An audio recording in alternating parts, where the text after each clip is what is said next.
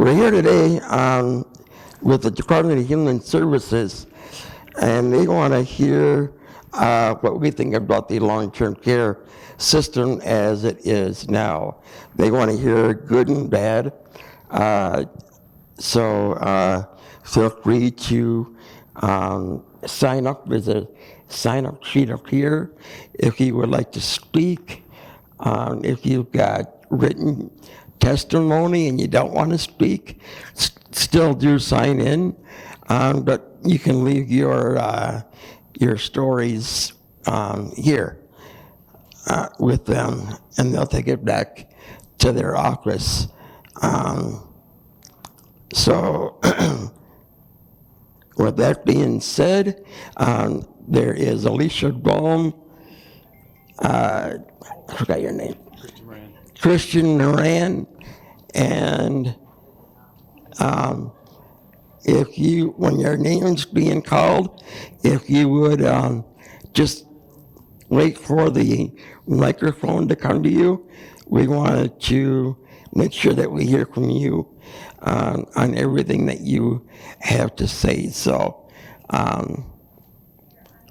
so good. Hi, I just want to introduce myself. My name is Alicia Burma, and I work for the Division of Medicaid Services in the Department of Health Services. And the section that I work in works mostly on making sure that things are running smoothly on the ground. So we contract with a number of entities like MCOs or FEAs or ICAs, and we make sure that kind of they're doing what they need to do and what they're supposed to do, and we help to solve problems if they come up. A few things about myself.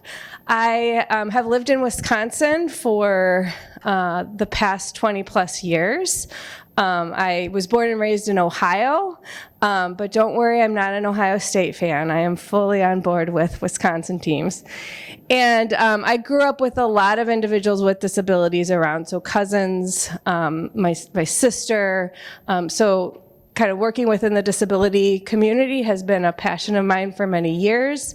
When I moved to Wisconsin, I worked for some Dane County programs, and then I worked for Disability Rights Wisconsin for a number of years, and then I came to the state about 10 years ago, and I've worked in the Division of Medicaid Services for 2 years. So I'm a relatively newbie when it comes to Medicaid services. I'm super glad to be here today. Want to thank you all for coming and sharing your stories and taking the time to be with us. So. Thank you. My name is Christian Moran. I work with Alicia. I'm in the Division of Medicaid Services. And so our team is responsible for the programs and policies for the long-term care programs. So we're responsible for the policies around IRIS, family care, and partnership. We're also responsible for getting approval from the federal government to actually operate the program. So some of you may be aware we're currently working on our IRIS waiver, which is basically a 5-year plan that lays out how the program will operate.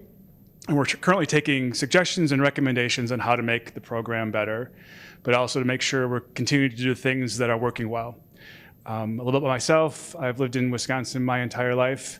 I have family and close friends with disabilities. Growing up, my mother was a school teacher for children with disabilities. I have an uncle who runs a camp for people with disabilities. So personal experience and professional experience. I've always been working on long-term care programs for most of my professional career. So I started in the state capitol, responsible for a long-term care program policy, and now I'm here at Medicaid, actually administering the programs. And so just to echo what Alicia said, we're very, very pleased you're here today and really look forward to hear your stories. So thank you for spending time with us. And with that, I think we can go to the... We're going to go to Nancy first, and just if you don't want to go up to the front, but you want to get on the list, just wave at me and I'll come to you to get you signed up. Hi, my name is Nancy Alar, and I want to thank all of you folks for taking time out of working on all of this complicated stuff to come here and talk to us. I am the mother of a 46-year-old man who is gloriously autistic. And we found out he was autistic when he was 18 months old, so I have been volunteering in the autism community for way over 30 years. And I'm a past president of the Autism Society of South Central Wisconsin. And my son has lived in his own apartment without 24-hour or any other kind of support for over 20 years. But he has only been able to do that because of the support from the state in the form of the monies that he's gotten from IRIS and the county when we're in Dane County, so he was under the county system first. And also, just another piece of information about me, because of my son's autism, I really love hairless dogs. That's a very long story though. My son has been in IRIS for about 8 years, I think, from whenever it started in Dane County. And then also, he's been able to live on his own, and we've been able to set up systems for him that will probably, if things don't change a lot, allow him to continue on when we are no longer able to assist him. And that is so very important to everyone who has a family member, especially a child with a disability. And he's been served by actually two very important IRIS-funded agencies in Madison. Love Incorporated, which you probably are familiar with, has been a godsend because even though he doesn't have 24-hour support, they will come in a couple hours a week and help him deal with the few things that he just cannot handle. And then also artworking, you probably remember that in Madison. My son became the first person they ever knew of with full-blown autism to graduate from the UW-Madison. He has a degree in mathematics from there. And, yes, right. And he is, in artworking, he focuses on math-related artwork. He's an expert in origami, and he also, some of you may know what this is, he is also an expert in something called fractal graphics, which he uses to make art and for sale through artworking. And his main problem, which is somewhat solved by the bus system in Madison, is getting around. He does take the bus all over Madison, but we live in rural Cottage Grove.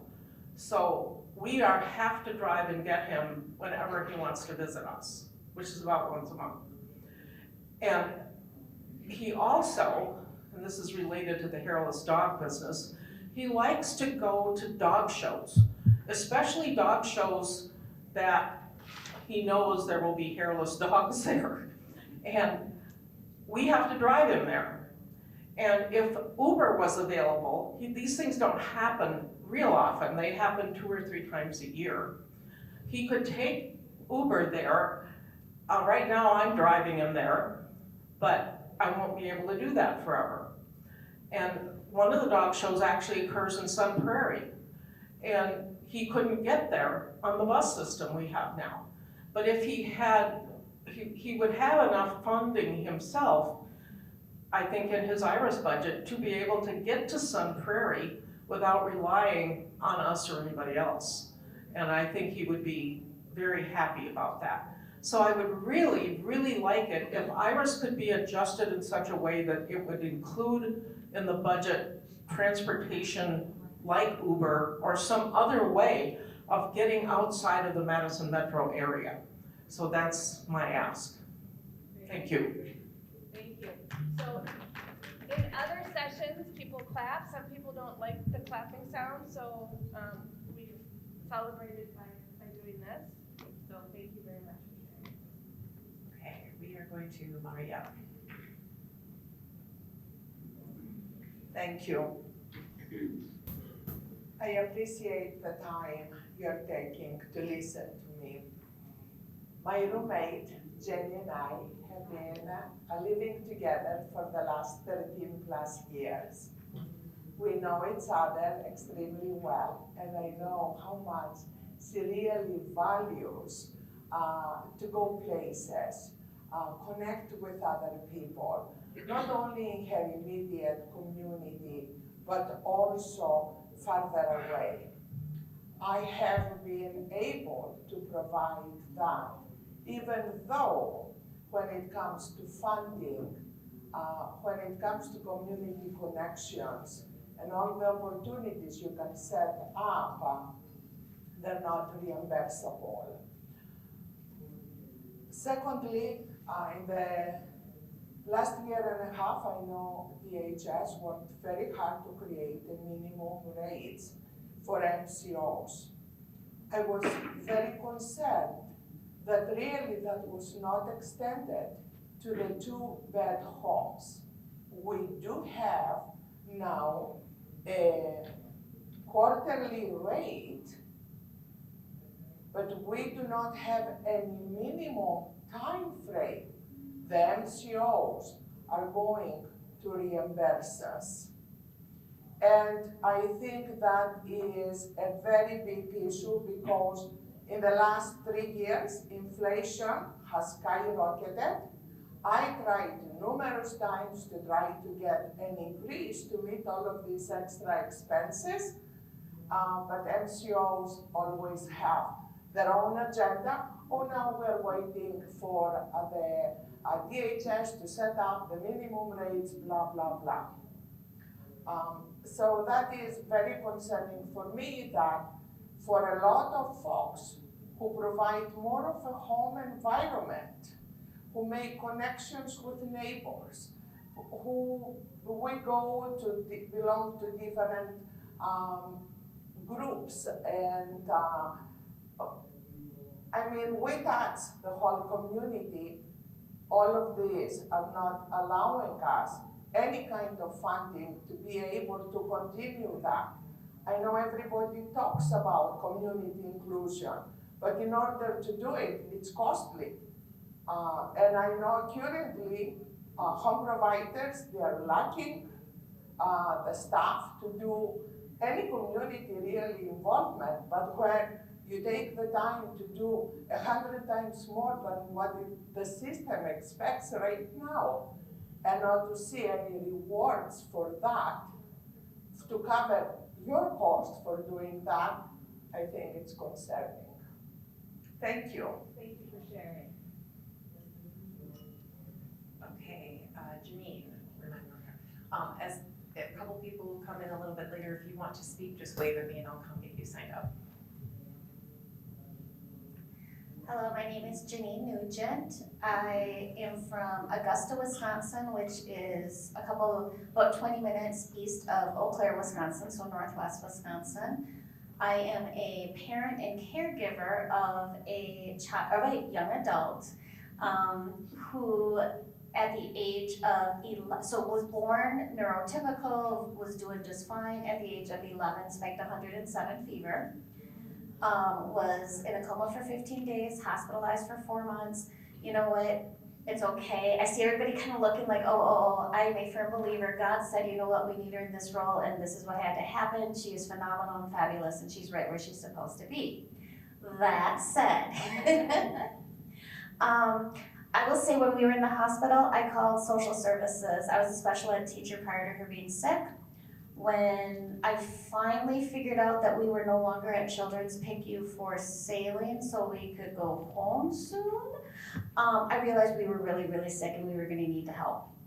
Called social services in Barron County. I said, I don't know what I need to sign up for.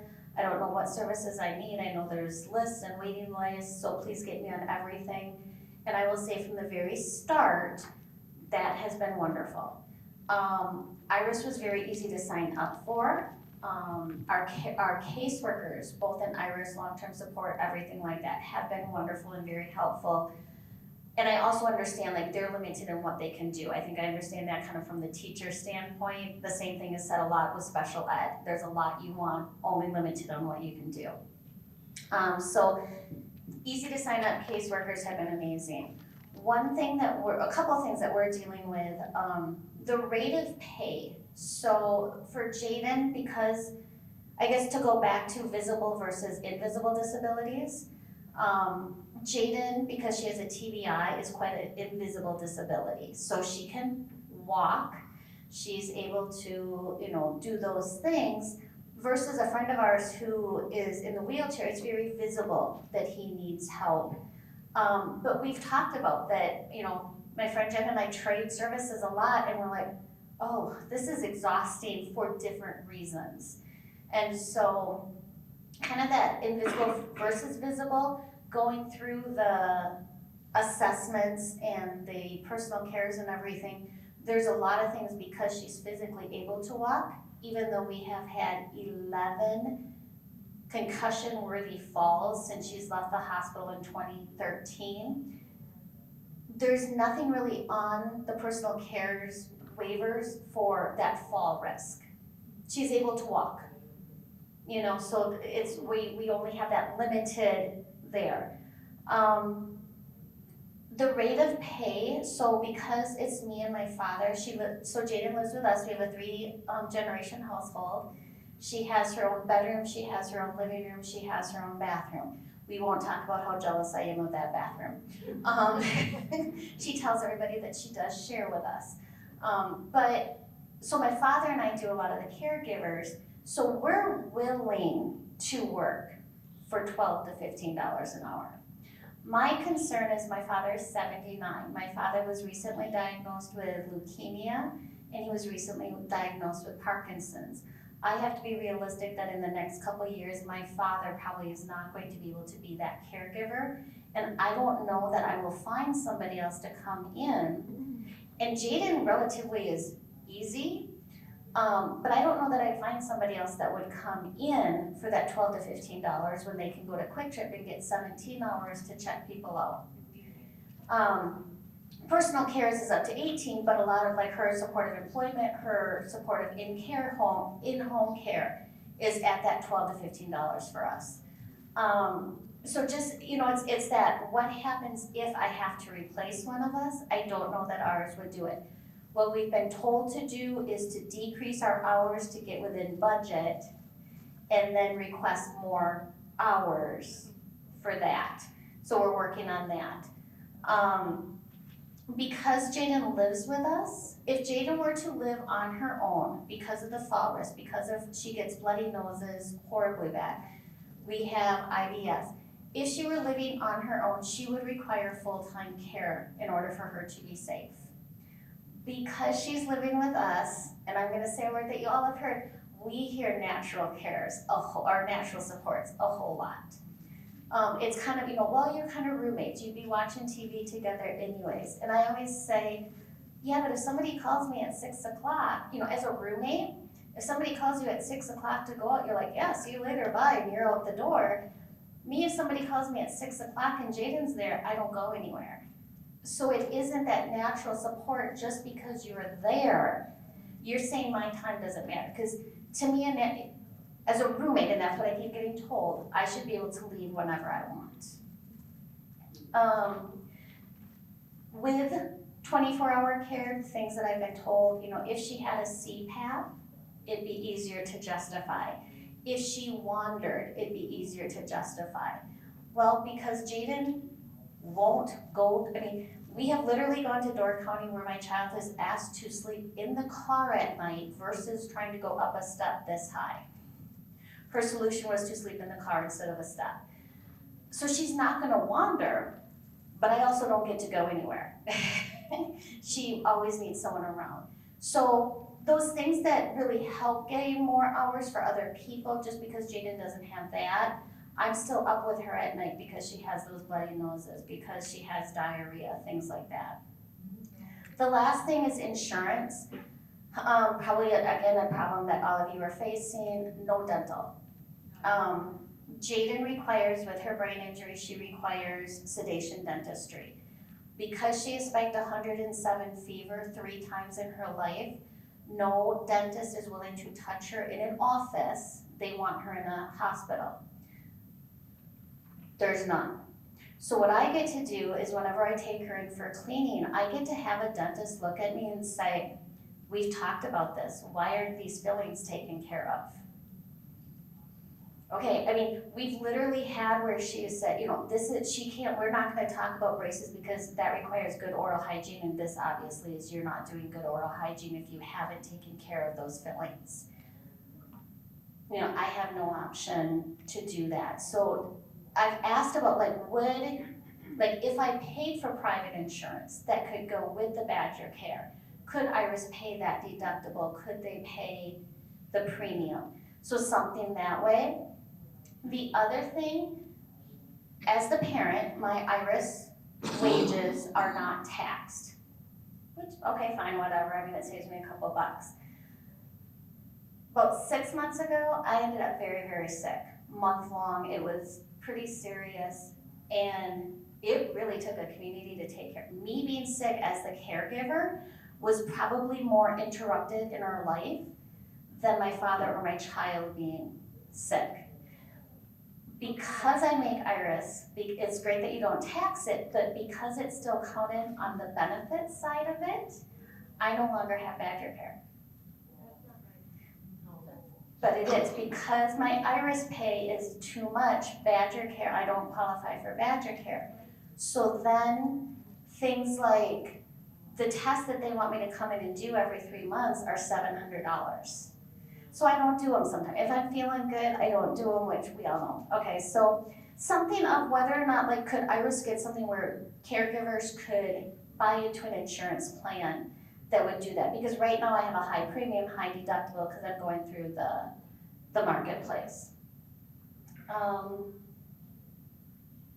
I think that's it. Thank you very much for listening. Thank you. Great. George.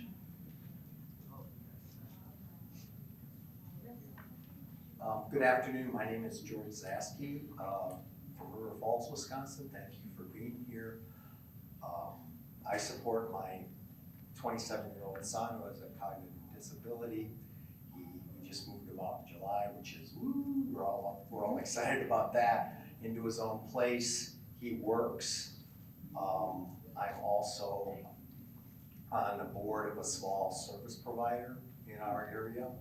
So I have some insight and experience with that in terms of being a service provider and going back to some comments about wages. I mean, we could provide more service. We have more service demand, but we can't find the employees to be able to work. And we have the added challenge that we're on the border with Minnesota, and Minnesota's reimbursement rates are higher than ours, so we can go just across the river and get a higher paying job, even in that line of work. I have been involved in advocacy for some time. I know some people here, Jason and I go back a ways, Patty and I go back a ways. Recently, because my son works and we want him to work, he wants to work, he wants to have as much independence as possible.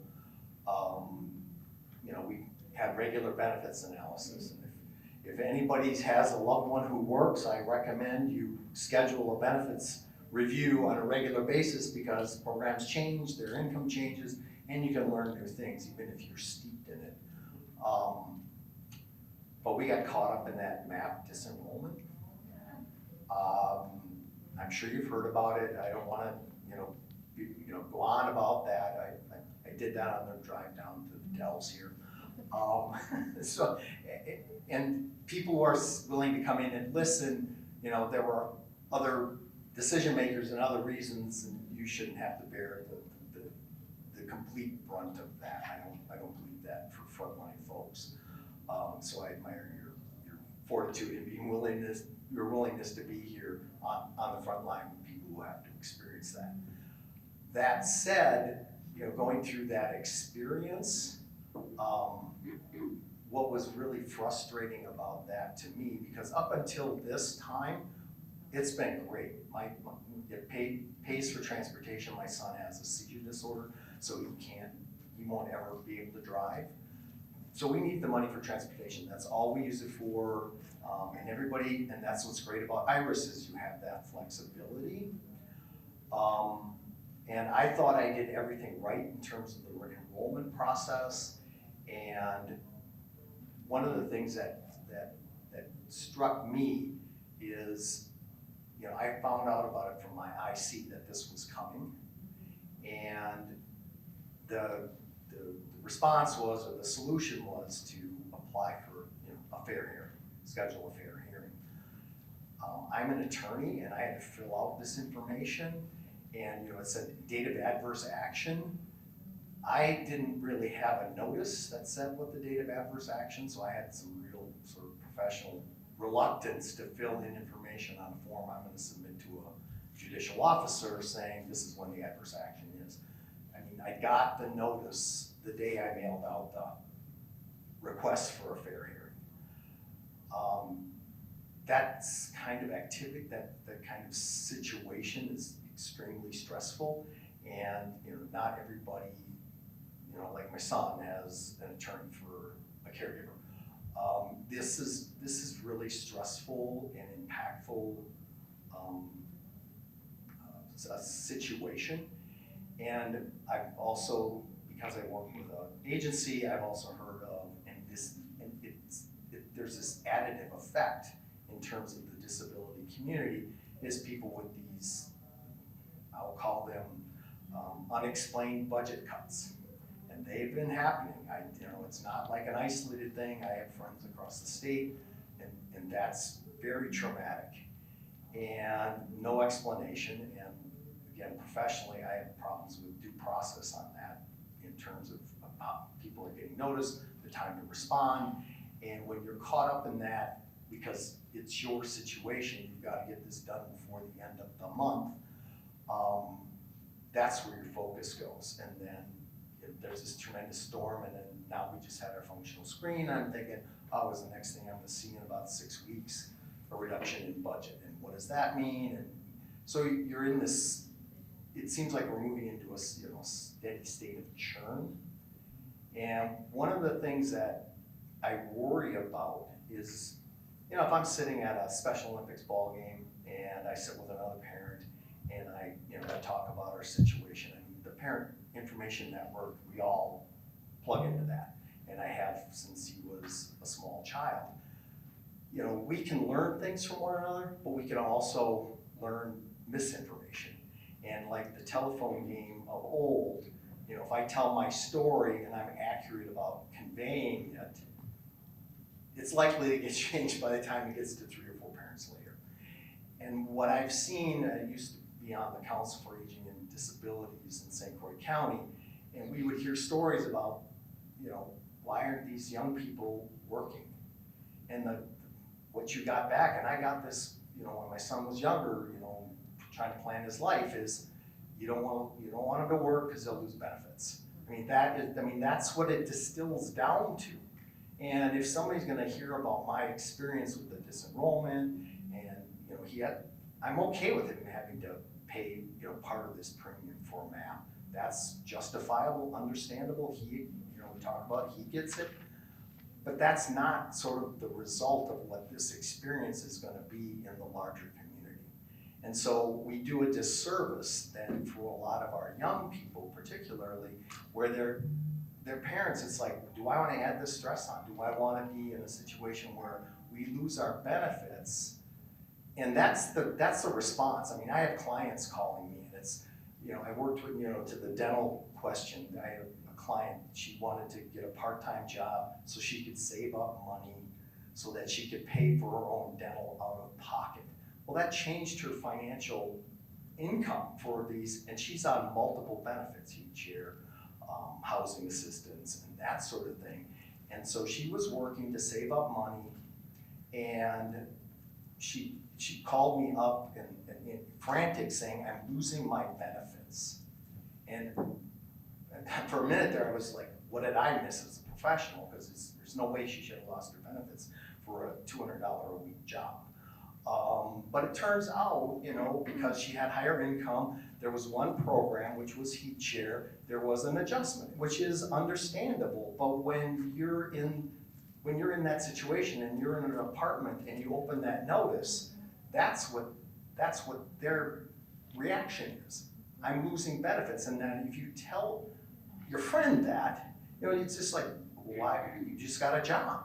And she needed to get a job to get her teeth fixed, otherwise she had to go to the emergency room. I mean, all of these interdependence, or these systems, and these are all systems that are human-made systems. We made all these rules and regulations. It's not like gravity where we can, flaunt that. It's like we trip, we're gonna fall.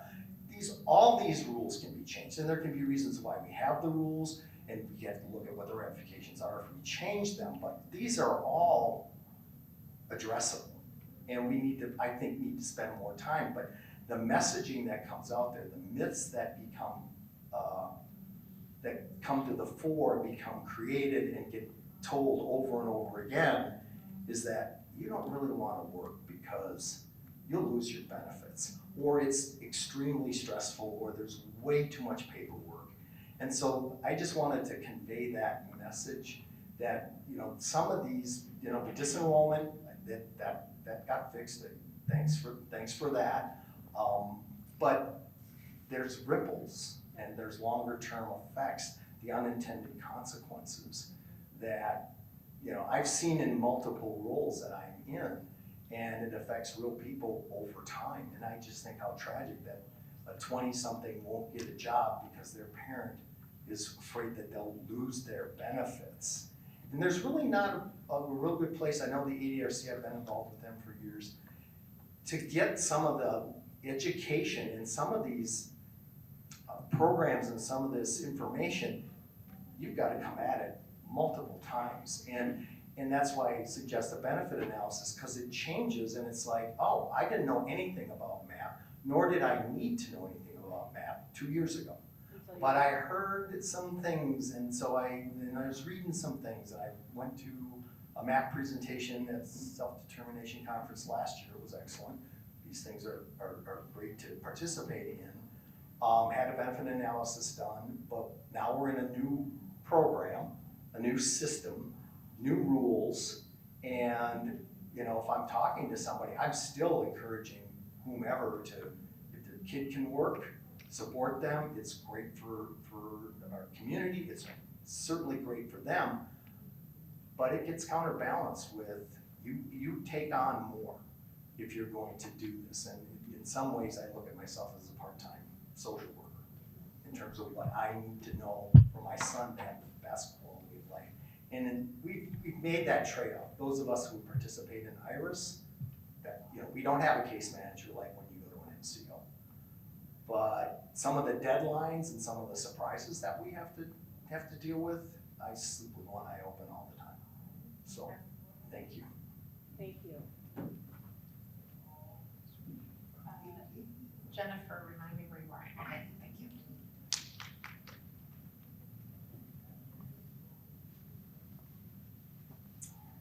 I'm Jennifer Hensey, and I am also from Augusta, Wisconsin. Well, I'm from North Carolina, y'all can probably tell. People always say you are. So I live in Augusta, Wisconsin. I've been here 17 years now.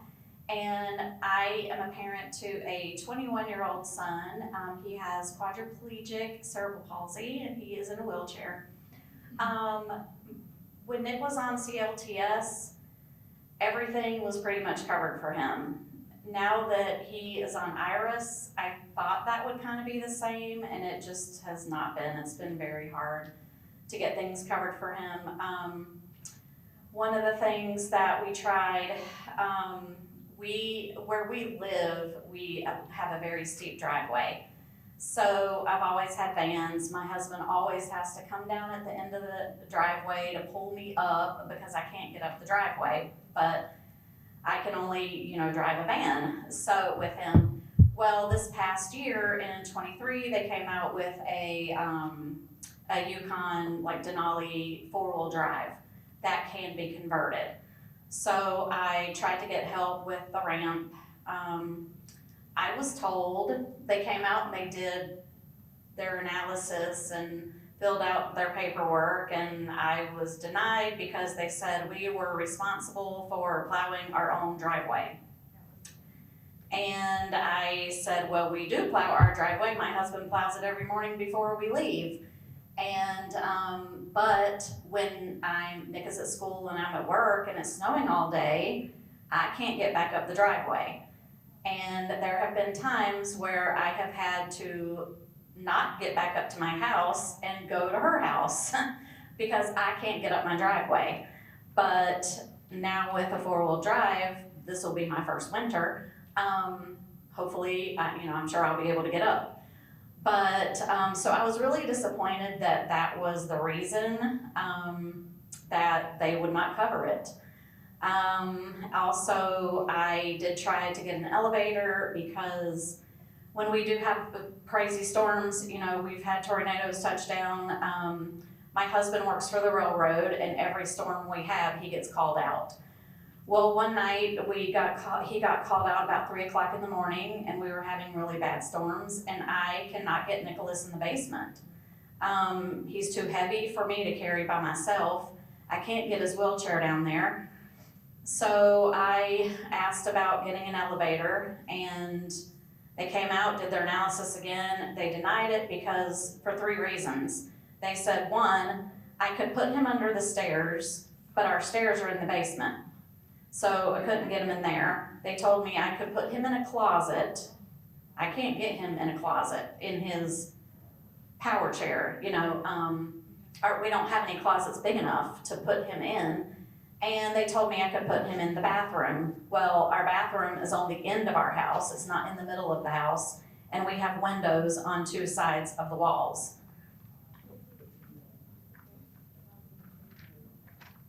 Yeah, the closet on his room is on an outside wall, but as well. But, so during all of this time, my mom passed away. So I was in North Carolina when I got the letter saying I had 10 days to appeal or something. So that passed, by the time I got back. So when I got back and called about it, well, I'm sorry, it's too late now.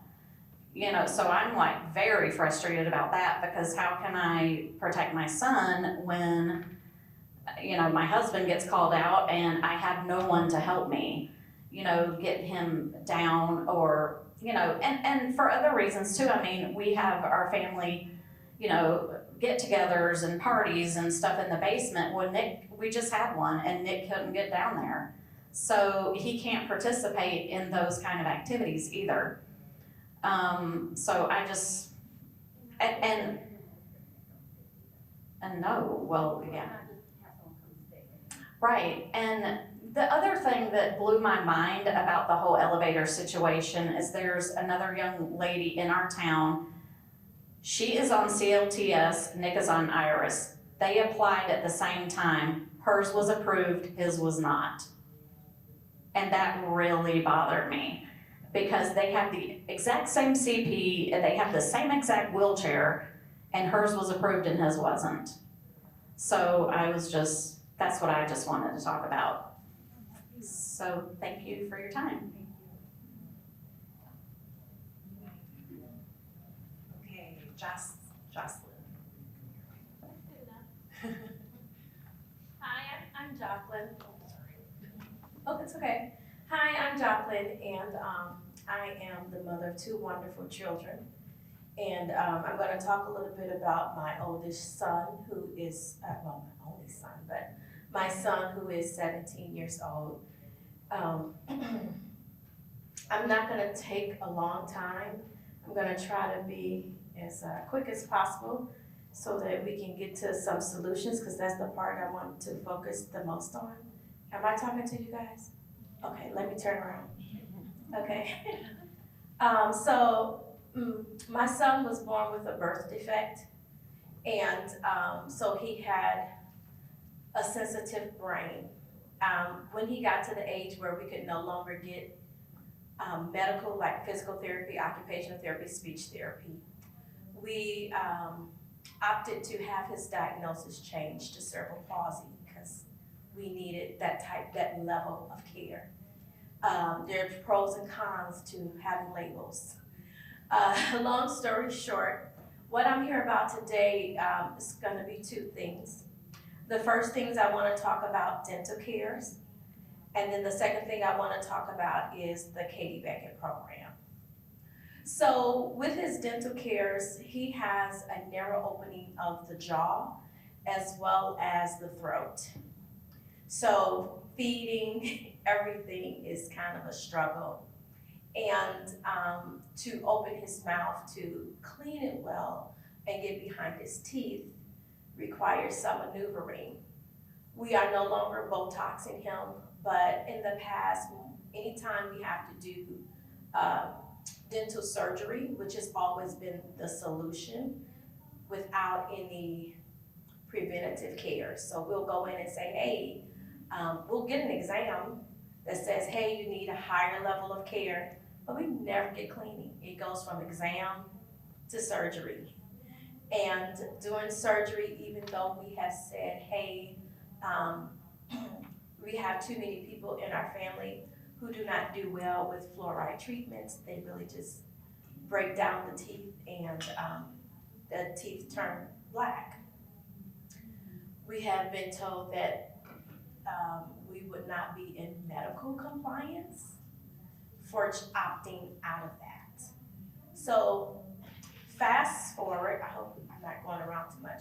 Fast forward, my son has severe breakdown of his teeth. He has all adult teeth because we have gone through all the surgeries like he's never officially been to the tooth fairy, right? Because it's always been, hey, go see the dentist and have these teeth removed. And now it's at the point where he has adult teeth, but he's having the same problem he did as a child. And normally, or what I've heard from dentists is that at the age of 16, he can, you know, if he has a cosmetic need or if there are more severe needs, that he could see an adult dentist. But because of his conditions, the only place he can go to is Children's Hospital. Now, there's two things with that. It's just Children's Hospital. And I'm all for having facilities that teach. But there aren't enough dentists and surgeons to care for the level of children who need this service. And also, they're not receiving enough pressure to mandate that they share their facility. Or, you know, because in other places, like if you go to Aurora, all of them may not have the same facility level, but they can share facilities. That, you know, if I get the correct credentialing and prove that I am good at what I do, I can at least rent your facility. But Children's Hospital is our only option for children who have these needs. I'm sorry, you guys, I'm in the Milwaukee, Wisconsin, southeastern Wisconsin area, but I know a lot of people that travel all the way to Children's to not get care. So that's why I'm bringing up Children's Hospital. So there are not other dentists that can share the facility, and I know that because I've been to other well-known pediatric dentists who even advertise that they can do cosmetic surgery, but when it comes to my child, that's not something they can do. Another solution I've tried on my own is, you know, we have Badger Care through the Katie Beckett program. He qualifies for Social Security as long as I don't make any money, and we had to opt out of dual guardianship in order to make this possible for him to really get the level of supports that's needed. But we also had Delta Dental, which is, I asked, who's prime? When they come in with this dental insurance, you be like, yes, we gonna get paid. And the lady started laughing. And I said, I'm so serious. And she's like, well, you know, a few of our higher clients have Delta Dental. So I get Delta Dental, but I still have a problem because they play the game of, well, it has to go through Medicaid first. And I'm like, I don't care, send it to them. Then send it to Delta Dental. And then send me the bill. Like, I don't care how it gets done, but the level of quality should not be diminished because of the type of insurance that we have available to us. And that is a problem that I'm seeing over and over, because when I go to even, they either don't do special needs children, period, or they're willing to at least do an exam without a cleaning again. to do an exam without a cleaning again. And then they'll say, well, you really need to go to Children's because we don't have the facility. He's 16 years old. You do anesthesia in office. Oh, but there are so many things that can happen. I know, but when I'm in a hospital for 3 weeks because my son has an abscessed tooth and we can't get into dentistry, but he has seizures because now he has an infection and his body's first response system is to have seizures, that's a problem. Every year, well, last year, around this time, we were in a hospital for 3 weeks. That's a $265,000 bill. The year before that, we were also in a hospital for 3 weeks, but we were in a hospital twice. So we had a $235,000 bill and a $163,000 bill in 1 year. Paying 20 to 30% of that is more than what I make. So some solutions, I'm just asking for dental options. I know you can't make people become dentists. I get that. I get that you can't make Children's Hospital, expand their facility to other people. But I think the first start is making, allowing other dentists who may be willing to do this work to pay them at a rate that's worthy of their credentials. Okay? I just want to make sure she writes it down. Pay at a rate worthy of credentials. I'm gonna talk real slow until okay. Because then, they can get paid for the level of care. They could have cosmetic options. And, if they're paid at that rate, then it will become on them to say, hey, we can expand what we offer. We can obtain a facility that allows us to cover these people. But if we're already getting underpaid, then options will never come about. So better quality care leads to care options. But in the long run, better quality care also reduces the cost of care for everybody. And I wasn't gonna talk about this, but I'm going back to the cost of insurance for us with the high deductibles. I am self-employed. And I've learned that I am no longer should call myself self-employed. I should say I work for my company, right? So I work for my company. We hire caregivers. We provide respite care. And in regards to that, with Badger Care, you have to be under a certain income level in order to qualify. In the past, I don't know if there was just a misunderstanding or they never really asked me for my income, but now they're asking me for my income. The Katie Beckett program used to allow people who had income to be a part of this program because of the needs of the child, so that allowed them to qualify for the Badger Care, and it also included the family members. But now what I'm getting is, it does not include the family members. That was never the case. And they need, of course, all of my financials to figure out if I will qualify. And I already know that I don't qualify, even though, as a family care, respite care, home health care company, I should be making more with the number of people that I have. But doing that reduces my ability to get support that I need. One example of that was that I had to appeal to Children's Long-Term Support because I was told that my company could not provide service to my child. And I said, why not? I don't provide respite for myself. I don't provide supportive home cares for myself. No, I hire people, I train people because my son has high medical needs, and a lot of companies that only provide respite don't do it. And though a lot of companies, even a lot of friends I know in the business, don't provide the level of care that my child needs as an in-home healthcare agency because he has a seizure disorder. So he has a seizure plan, an asthma plan, an allergy plan. He's physically handicapped. You know, he doesn't sleep a lot of hours. Let's go down the list. So then that brings me back to, I had to appeal, and I was told that no, I was not out of compliance with what the rules were.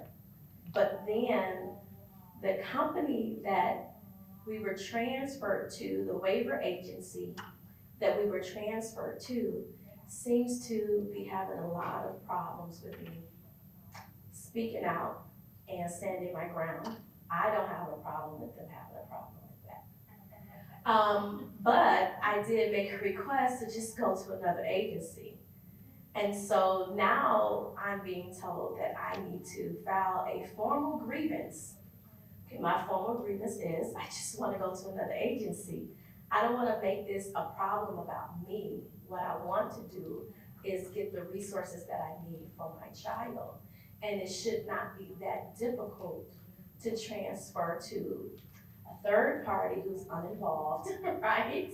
To get the services that we need. I don't know what the solution to that is. I think if anything, we just need a better understanding of what we can expect and have everyone, even those who work for an organization, understand historically why, you know, these options came to be, because there is a need beyond what they see in front of them.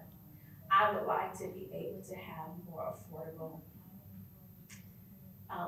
family health insurance that can accommodate my high medical needs. Thank you. This is Jason again. We're here for another 20 minutes. So if you could write down your story, if we run out of time, and give it to these fine people, that would be great. But go ahead. Would love to connect with you afterwards to talk a little bit more about your situation. That would be helpful. Wanted to just kind of address some of the comments that were made in the room. So again, want to thank you all for being brave and coming here and telling your story. I learned a lot of new things. From the dental side of things, I do know that there are folks in the department who are looking at just the mass problems around getting dentists to work on individuals receiving Medicaid services. It is, I do know it's a long-standing problem. So just want to highlight that I know that there are some folks in the department who are looking more into that, and I will definitely relay the stories that you've provided to those individuals. So just wanted to say thank you for sharing that. The MAP premiums was a mess, so I'm very sorry that you got caught up in that big mess. Understand that for unwinding, what happened is with the change of funding, that no longer was paused, that people didn't have to pay MAP, and they turned it back on, and it was a mess. So I do know that there are folks in the department who are really working hard. They've paused it for now completely. And they're working on some things to try and straighten it out before anything else is done. So there will be communication from the department. I do know that they're working on that. Some of the other items I've learned quite a bit. We do know that finding caregivers and the cost of caregivers is low, that really impacts the ability to get really good qualified individuals to come into the home to provide those services. So just wanting to reiterate that we've heard that theme across, we've done 4 sessions now. We've heard that theme across four sessions. As well as for the children's side of things, some of the points that you all made from the perspective of CLTS, Katie Beckett, we will definitely pass those along. That is in a different part of the division. And so, but just noting, we have heard that kind of the transformation from going from children's services to adult services can be really tricky. And because it is a separate waiver, that some of those services don't translate in the same way. So we'll continue to kind of find out more information about that, but we'll definitely pass that along to folks. Systems can be really tough, and learning about where things are particularly tough from your perspectives is really, really critical for us to be able to kind of identify and try and pinpoint what we can change. And your suggestions too, I just want to highlight any suggestions that you all have is helpful for us to hear as well. Good.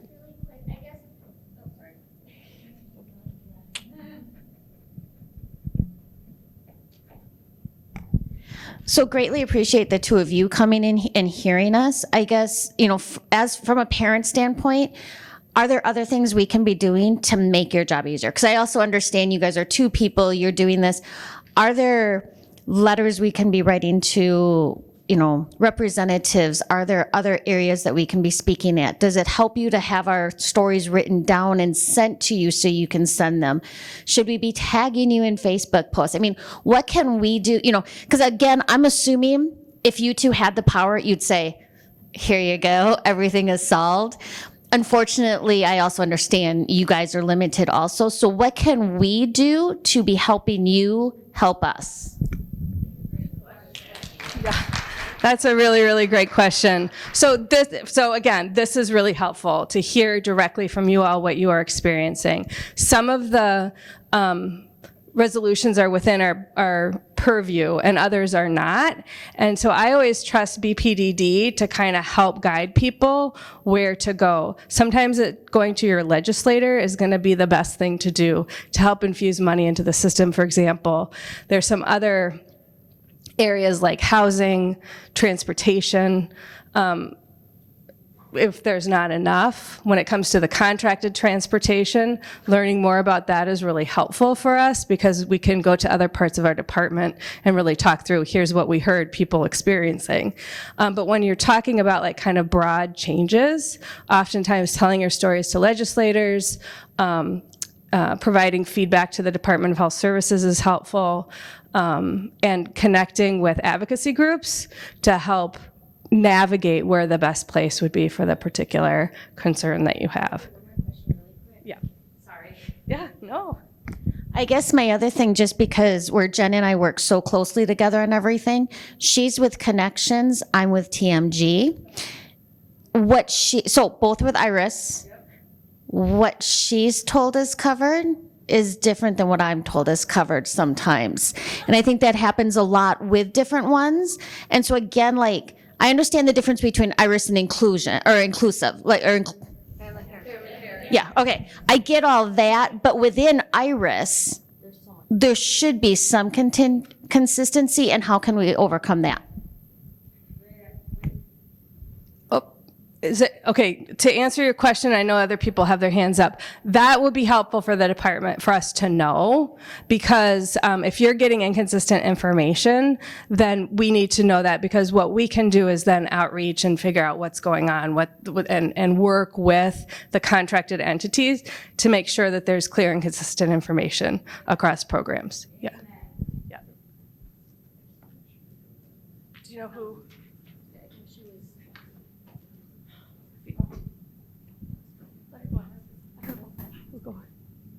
I don't know who to hand it to. That is true also between MCOs. There is not enough consistency, so you're not experiencing it only on the IRS level. Also, there isn't a very good communication, I think, between what each organization needs to provide.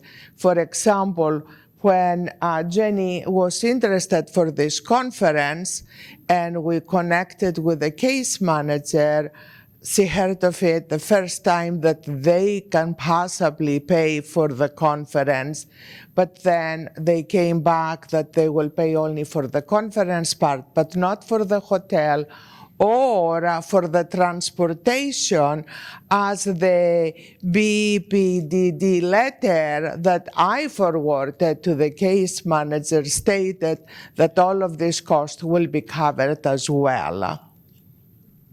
Thank you for letting us. All right, so before we wrap up, I want to say again, thank you very much for coming and spending your time with us today. We are here if you'd like to kind of stay after, if you have any more comments. I know I was going to connect with someone as well. There are notes that are being taken, and we are going to be taking those back to the department. So wanting to let you know that your feedback really matters. And again, thank you for your time. Great. Thank you very much.